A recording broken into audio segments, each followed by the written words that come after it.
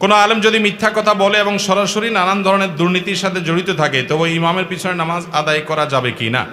ইমাম যদি এরকম কোনো অপরাধের সাথে প্রকাশ্যে জড়িত হয়, ফাসিকে মুআলিন হয়, সে যে অপরাধ করে এটা সবাই জানে, একদম খুল্লম খোলা, যেমন আপনাদের এই টেকনাফের দিকে আমি জানি অনেক ইমাম সাহেবও নাকি মাদকের কারবারে আছে না, ইল্লা তাকিলে এবার পিছনে নামাজ নইব। নামাজ নইব মানে হলো এরকম ইমামকে নিয়োগ দিলে কমিটির লোকজন গুনাহগার হবে। যদি কেউ নামাজ পড়ে তার নামাজ হয়ে যাবে, নামাজ হবে না মানে হলো তাকে ইমাম হিসাবে নিযুক্ত করা ঠিক না। কিন্তু এরকম লোকের পিছনেও যদি আপনি জামাতে নামাজ পড়েন আপনার নামাজ ঠিকই হয়ে যাবে, সে পাপিষ্ট দেখে আপনার নামাজ হবে না, ব্যাপারটা এরকম না। কিন্তু ইচ্ছাকৃত জেনে শুনে এরকম ইমামকে ইমাম হিসাবে নিযুক্ত করা জায়েজ না, গুনাহের কথা।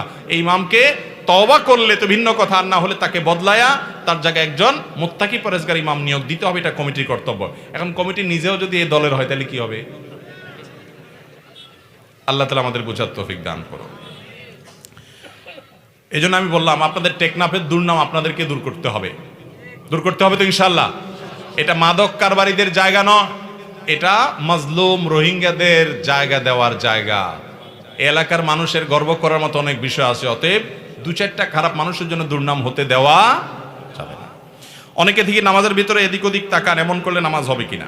ভাইরা, নামাজের ভিতরে যদি কেউ ডানে বামে তাকায়, এদিক সেদিক তাকায়, তাহলে সেটা মাকরুহ এবং নামাজটা ত্রুটিযুক্ত হয়, নামাজটার মান কমে যায়।